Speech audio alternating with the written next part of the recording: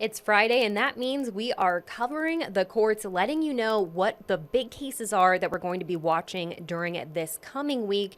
And we're going to start off in Cherokee County. So take a look at this. You're looking at Timothy Paul Smith, and he's heading to trial in Cherokee County. He's facing an attempted murder charge, and we actually have video from the crime scene. This happened back on July 12th in 2018. Investigators say Smith was in Blacksburg and walked up to a man sitting in a pickup truck.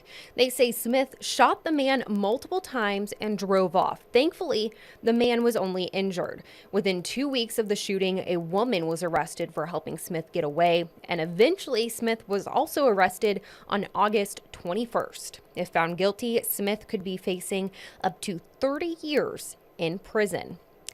And now over in Newberry County, this is Martin Lee Dickert. He's on the roster for trial next week. According to court records, Dickert is facing 5 counts of sexual exploitation of a minor and 1 count of criminal sexual conduct with a child under 11 years of age.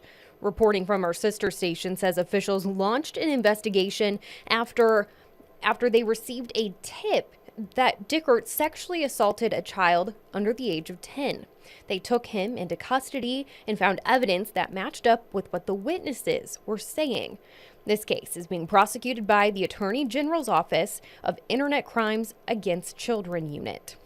And last here, we've got an update for you back in Pickens County. You might remember this case from last week. This is Bobby Lee Ferguson Jr., and he has pleaded guilty to criminal sexual conduct with a minor. He was sentenced to 10 years in prison, but he was given credit for time served, which amounts to about 491 days. He will also have to be listed on the sex offender registry if he gets out. Now, of course, we're going to be back here next Friday giving you updates, but if you want any more details about Ferguson's crimes and what he pled guilty to, you can check out our episode from last week of covering the courts, and make sure you come back next week not only to find out what cases are going to be hitting the courts here in the Upstate, but to also hear how some of these new cases we just told you about turned out.